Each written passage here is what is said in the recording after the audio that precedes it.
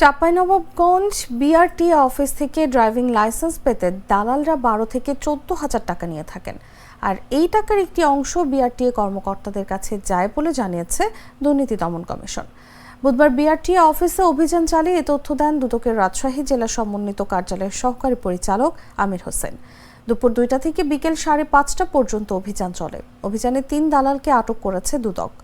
তাৎক্ষণিকভাবে তাদের নাম পরিচয় জানা যায়নি। আটকদের থানায় হস্তান্তর করা হয়েছে।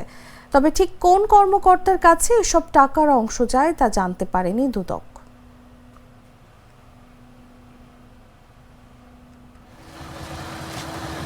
আমরা এনফোর্সমেন্ট অভিযান পরিচালনা করি চাঁপাইনবাবগঞ্জ বিআরটিএ অফিসে। আমরা গোপনে অভিযান চালিয়ে 3 জন দালালকে আমরা হাতে নাতে ধরতে সক্ষম হয়েছি। তারা একটি লাইসেন্সের বিনিময়ে 12 থেকে 14,000 টাকা পর্যন্ত নিয়ে থাকেন এবং ড্রাইভার যারা লাইসেন্স নিতে আসেন তাদেরকে নানাভাবে হয়রানি করে থাকেন এবং এই টাকার ভাগ বিআরটিএ কর্মকর্তাদের দেন বলে আমাদেরকে জানান। এখন পর্যন্ত আমরা আইডেন্টিফাই করতে পারি না যে কাকে দেন, এটা জিজ্ঞাসাবাদে আমরা জানতে পারবো আসলে